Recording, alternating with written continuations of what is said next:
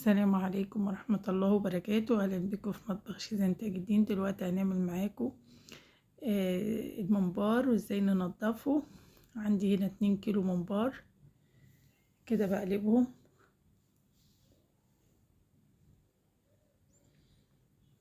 تشطفيه كويس وتنضفي مكان الدهن، حاجات الدهون اللي فيها بواقي من الذبيحة. بعد كده تنضفيهم كويس وتقلبيه كله على الوش التاني الناحية التانية تحت الحنفية خالص اهوت.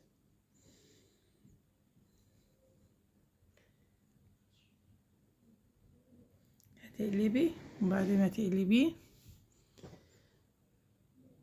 تنضفيه بالسكينة، او في ناس بينضفوه ان كان عندك جلدة انبوبة، بس انا بصراحة برجح السكينة لان انت بتتمكني كويس في النظافة.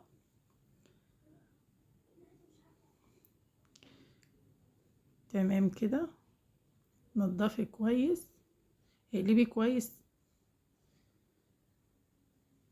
افتحي المية معاكي.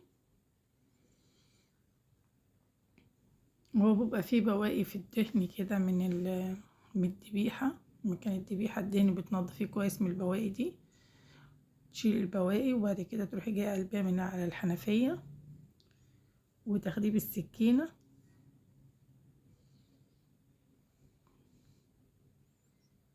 يا رب تجربيه وتقولي لي رأيك ايه، وان شاء الله هيبقى كويس معاكم.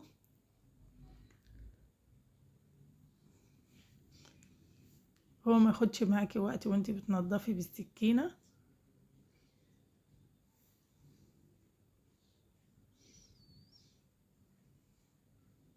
تمام كده،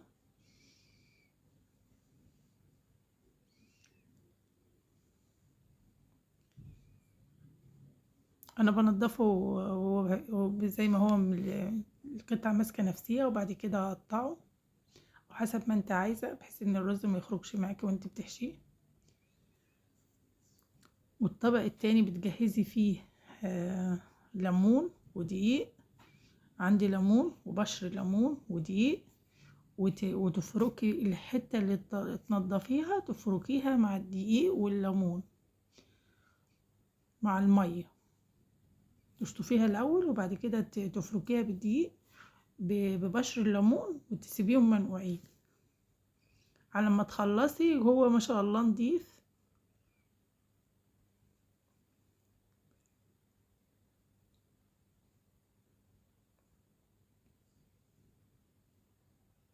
تمام كده،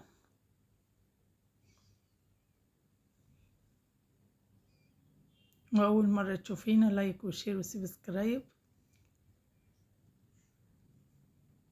واللي تجربوا يا رب يا ريت تصوروا وتبعتوا اشوف اللي زي ما انا عاملاه ولا ايه وطعمه ايه، واقول لك اسرار الخلطة ازاي وازاي تحشيه كويس. وهتقلبيه تاني الناحية التانية بعد ما تخلصي، تنضفيه من الناحية دي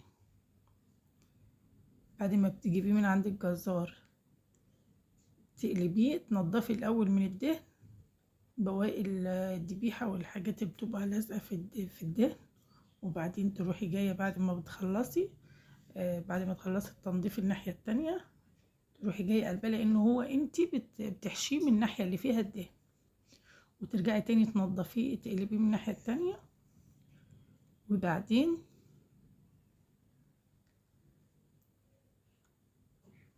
تحشي على الناحية اللي فيها الدهن، تنضفيه تاني كويس، تشطفيه برضو تقلبيه الناحية التانية وتشطفيه ما شاء الله ابيض وكويس ازاي وجميل.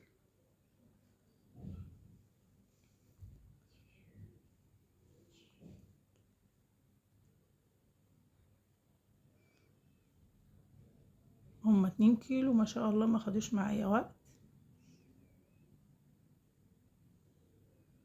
وبعدين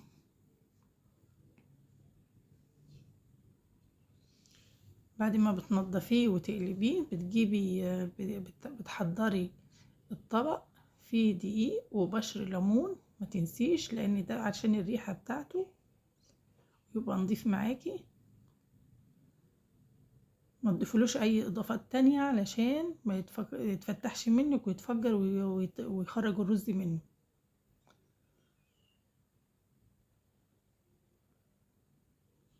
هو الدقيق وبشر الليمون فقط لا غير، والقطعة اللي تنضفيها تشطفيها تاني وتحطيها في الطبق اللي فيه الدقيق، تفركيها بالدقيق بحيث ان هي تاخد الدقيق ياخد الريحة مع بشر الليمون وبيديها ريحة كويسة.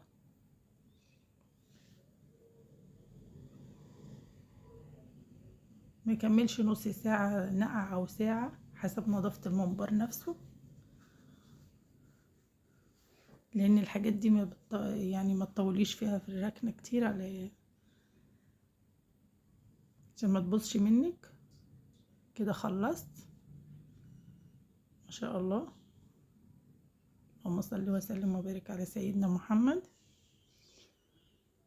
بسم الله ما شاء الله.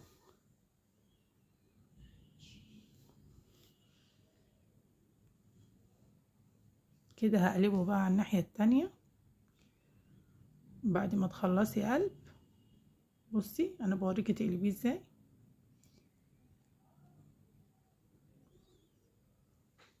بحيث اللي بعد التنظيف يبقى فيه حاجات تانية بتنزل، فبتشطفيه وترجعي تاني ترجعيه تاني على الناحية اللي انت نضفتيها عشان يكون جاهز للحشو على طول. تحطيه بعد ما تنقعيه في الطبق والدقيق، ترجعي تاني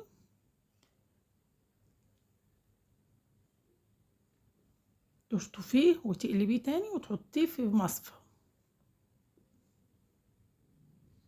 بعد ما بتنقع،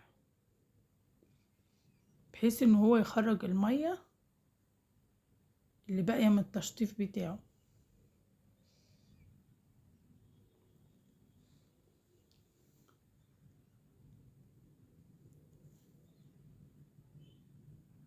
كده انا هطول عليكم في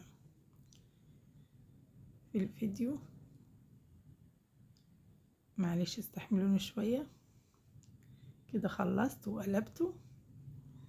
اوريك ازاي بقى تقلبيه الناحية التانية.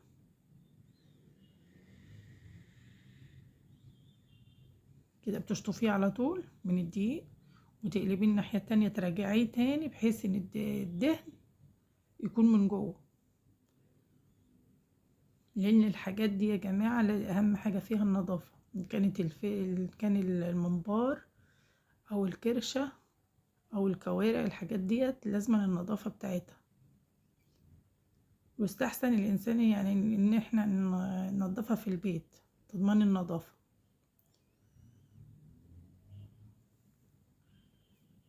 كده خلصت. تقلبيه كده. عندي كده الخلطة عندي حوالي 2 كيلو رز،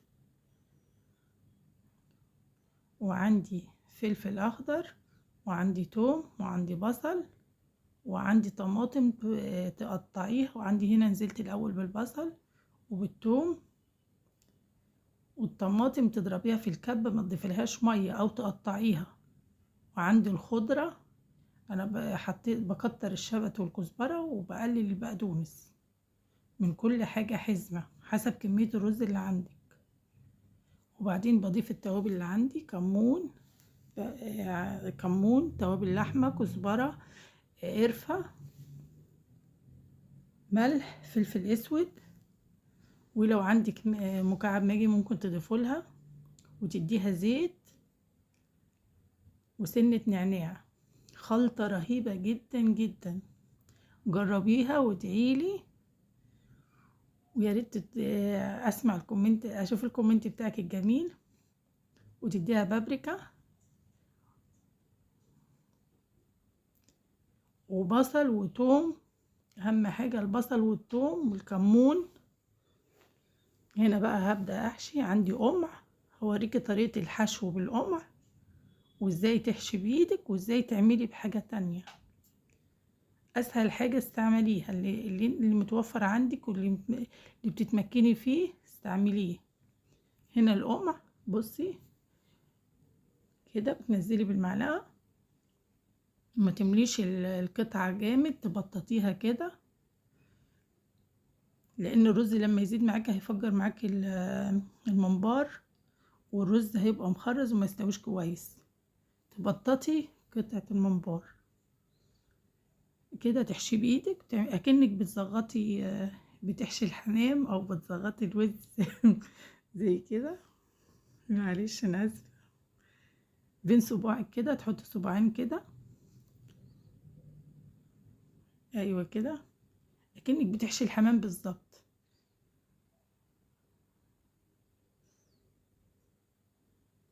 وتبططيها، ما تمليش تكتمل القطعه، الممبار نفسه ما تحشوش جامد، ما تملي القطعه جامد عشان ما تفجرش منك. بططيه كده، هو لما تيجي تنزليه في الميه هيقفل من الجناب. تبططيها ما تكتمهاش، اهم حاجه. هنا اعمله كمان لو عندك ازازه ميه نظيفه، بتشيلي الزور بتاعها كده وتعملي بيه. وده اسرع حاجه بصراحه، انا بعمل بيها على طول. بس انا بوريك ازاي تعملي، واسهل طريقه للبنات اللي هم ايه، اول مره تعملوا. ما تعقديش نفسك، اهم حاجه السهل معاكي اعملي بيه.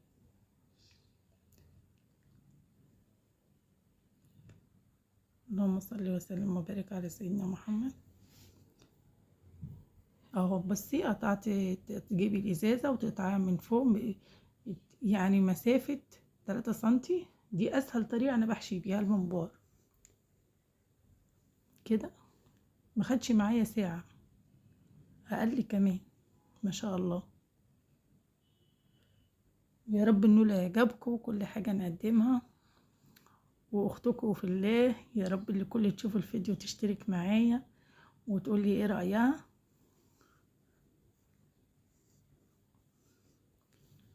وتجربي الطريقه بتاعتي دي.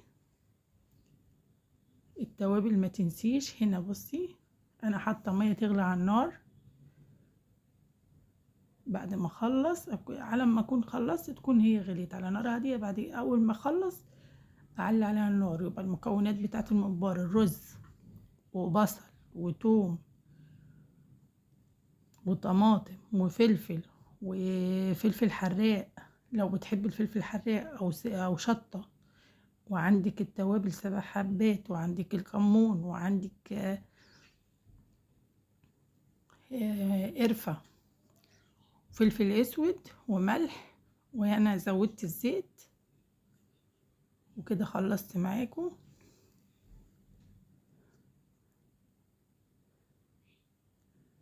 تمام كده. بصي، تبططيه كده خالص بحيث ان هو ما يزيدش ويكتم معاكي، وما يفكش في الميه، يفرقع خالص. تبططي قطعه الممبار كده. وانا حشيته بالازازه، يعني شلت زور الازازه كده من والفوهه بتاعتها من تحت، الفتحه بتاعتها بتاعت الغطا، تشيلي الغطا وتعملي بيها. تمام كده.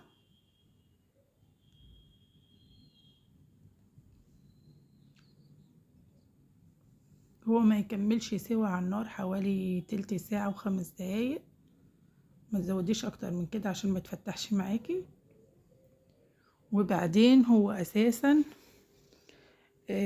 قبل ما تطفي عليه تسيبيه بس دقيقتين في المية في الحلة، وبعد كده تطلعيه. كده هنزل كده في الحلة، حتى حلة على النار.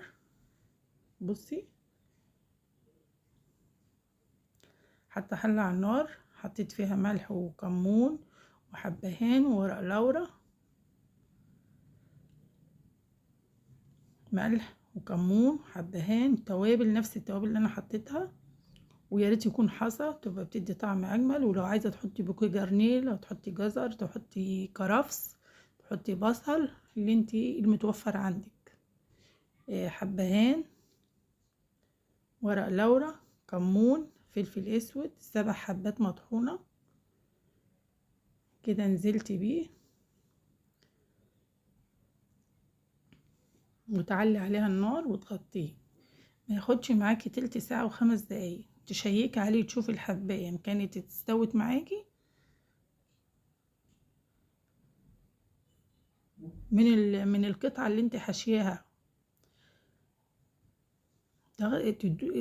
تشيكها على الرز من القطعة نفسها اللي انت حاشياها، قطعة الممبار. تمام.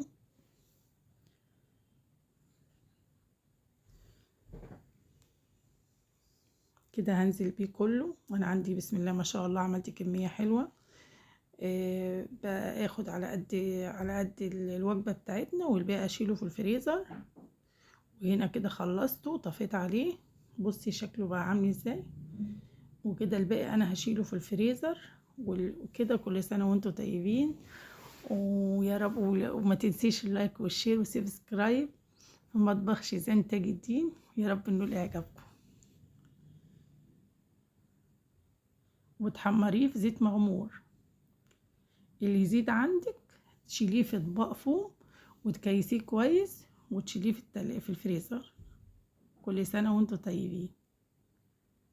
يا رب انه يعجبكم كل حاجة اللي انا هقدمها، وان شاء الله اشوفكم في فيديو جديد باذن الله. مع الف سلامة.